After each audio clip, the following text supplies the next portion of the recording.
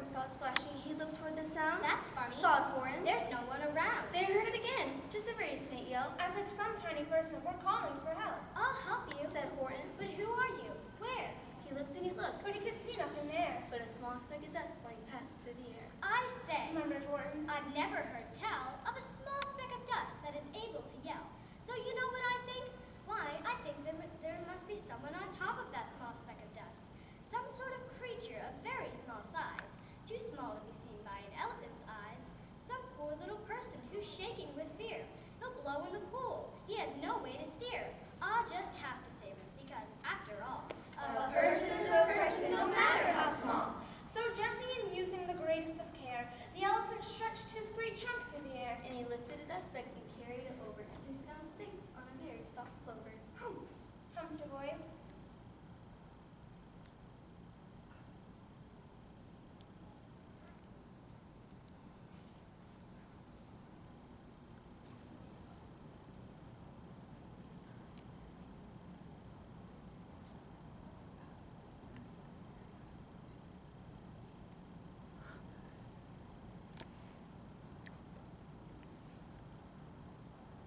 And the young king of Arianna Pouch said, two. Why, that speck is as small as the head of a pin. A person on that, why, there never has been. Believe me, Said Horton. I tell you sincerely, my ears are quite keen and I hear him quite clearly. I know there's a person down there, and what's more, quite likely there's two, even three, even four. Quite likely a family for all that we know.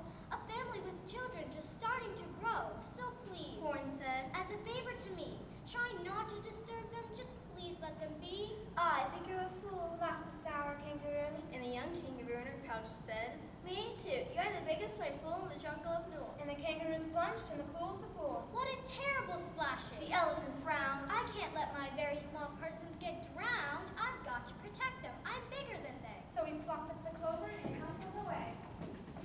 Through the high jungle treetops the news quickly spread. He talks to a dust speck. He's out of his head. Just look at him walk with that speck on that flower. And Horton walked, worrying almost an hour. Should I put the speck down? Horn thought with alarm. If I do, these small persons may come to great harm. I can't put it down, and I won't. After all, A person's a person, no matter how small. Then Horton stopped walking. The speck voice was talking. The voice was so faint he could just barely hear it. speak up, please. Horn said. He put his ear near it. My friend, Came the voice. you're a very fine friend. You help us folks on this suspect land. You say that our houses are ceilings of floors. You say that our churches and grocery stores. You mean Horn gasped. you have buildings there too? Oh yes, Piped the voice. we most certainly do.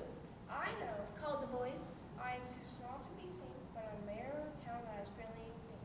Our buildings do seem terribly small, but to us out big, our rooms are tall. Our town is called Whoville, for I am a Who, and we Whos are thankful and grateful to you. And Horton called back to the mayor of the town. You're safe now. Don't worry. I won't let you down. But just as he spoke to the mayor of the speck, 3 big jungle monkeys climbed out Horn's neck. The Wickersham brothers came shouting. What right? This elephant's talking to who's who or not. There aren't any who's and they don't have a mayor. And we're going to stop all this nonsense. So there. They snatched Horn's clover. They carried it off. To a black-bottomed eagle named Vlad Fluttercaw. A mighty strong eagle, a very swift wing. And they said, Will you kindly get rid of this thing? But before the poor elephant could even speak, the eagle flew off with a on his beak. all that late afternoon and far into the night, that black-bottomed birdie flapped its wings in fast flight. While Horton chased after with groans over stones, that tattered his toenails and battered his bones. And begged, Please don't harm all my little folks who have much right to live as us bigger folks do. But far, far behind him, the eagle kept flapping, and over his shoulder called back, quit your yapping, I'll fly than I do. I'm a bird, I don't mind it, and I'll hide this tomorrow, you'll never find it. and at 6:56 next morning he did it. It sure was a terrible place that he hid it. He let the small clover drop somewhere inside of a great patch of clovers 100 miles wide. Find that, Sneered the bird, but I think it will fail. and he left with a flip of his black-bottomed tail. I'll find it. Cried Horn. I'll find it or bust. I shall find my friends in my small speck of dust. And Clover, By Clover, by Clover with care, he picked up and searched them and called. Are you there? but Clover, By Clover, by Clover he found. that the one that he sought for was just not around. And by noon, poor old Horton, more dead than alive, had picked, searched, and piled up 9,005. On through the afternoon, hour after hour, till found them at last, on a 3-mouthed flower. My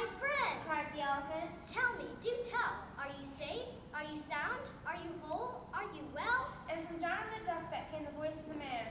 We've really had trouble, much more than our share. When that blackbird and birdie let go and we dropped, we landed so hard that our clocks have all stopped. Our teapots broken, our rocking chairs smashed, our bicycle tires all blown up when we smashed. So Horton, please, Pleaded at the voice of the mayor's. will you stick by us who's while we're making repairs? Of course. Horton answered. Of course I will stick. I'll stick by you small folks through thin and through thick. Humph, humped a voice. For almost 2 days you ran wild and insisted on chatting with persons who've never existed. Such carrying on our peaceable jumble. I've had quite enough of your bellowing bumble. I'm here to state Snapped the big kangaroo. that your silly nonsensical game is all through. And the young kangaroo in her pouch said, Me too. With the help of the Wickersham brothers and dozens of Wickersham cousins and Wickersham in-laws who Pop Five engaged, you are going to be roped. You are going to be caged. And as for that dustback wool, that we shall boil in a steaming kernel of peaceable oil. Boil it? Gasped Horton. Oh, that you can't do. It's all full of persons. They'll prove it to you. Mr. Mayor, Mr. Mayor. Horton called, Mr. Mayor, you've got to prove now that you really are there. So call a big meeting. Get everyone out. Make every who holler. Make every who shout. Make every who scream. If you don't, every who is going to end up in a beetle-nut stew. And from down in the dustbag, the scared little mare quick called a meeting in Whoville Town Square. His people cried loudly. They cried out in fear. We are here, we are here, we are here. The elephant smiled. That was clear as a bell. You kangaroo surely heard that very well. All I heard, snapped the big kangaroo, was the breeze and the faint sounds of the wind through the far distant trees. I heard no small voices, and you didn't either. And the young kangaroo in her pouch said. Me neither. Grab him They shouted. and cage the big dope. Lasso his stomach with 10 miles of rope. 10 us so tight he'll never shake loose. And dump that dump speck in the beetle nut juice. Horton fought back with great vigor and vim, but the Wickersham gang was too many for him. They beat him. They mauled him. They started to haul him into his cage, but he managed to go back to the mayor. Don't give up. I believe in you all. Oh, curses to persons, no matter how small. And you very small persons will not have to die if you make yourselves heard. So come on now and try. The mayor got the tom-tom, he started to smack it, and all over Whoville they whooped a racket. They rattled tin kettles. They beat on brass pans, on garbage pail tops, and old cranberry cans. They blew on bazookas and blasted great toots on clarinets, umas, boopas, and flutes. Great gusts of loud racket rang high through the air. They rattled and shook the whole sky. And the mayor called back through the howling mad hullabaloo. Hey Horton, how's this? Is our sound coming through? And Horton called back. I can hear you just fine, but those kangaroos' ears aren't as strong quite as mine. They don't hear a thing. Are you sure all your boys are doing their best? Are they all making noise? Are you sure every who down in Whoville is working? Quick, look through your town. Is there anyone shirking? Through the town rushed the mayor from east to west, but everyone seemed to be doing his best. Everyone seemed to be yapping or yipping. Everyone seemed to be beeping or bipping. But it wasn't enough. All this ruckus more, he had to find someone to help make more. He raced through each building. He searched floor to floor. And just as he felt he was just getting nowhere and about to give up in despair, He suddenly burst through the door, and the mayor discovered a shirker, quite hidden away in the Fairfax Apartments, apartment 12J. a very small shirker named Jojo was just standing and bouncing a yo-yo, not making a sound, not a yip, not a chirp. And the mayor rushed inside and grabbed the twerp. And he climbed the ladder up Eiffelberg Tower. This Cried the mayor. is our town's darkest hour. It's time for all who's who have blood eyes red to come to the aid of their country. He said, We've got to make noises in their amounts. So open your mouth loud, for every voice counts. As they spoke as they climbed, when they got to the top, the loud cleared his throat and he shouted out, "Yop!" And that yop, that one small extra yop, put it over.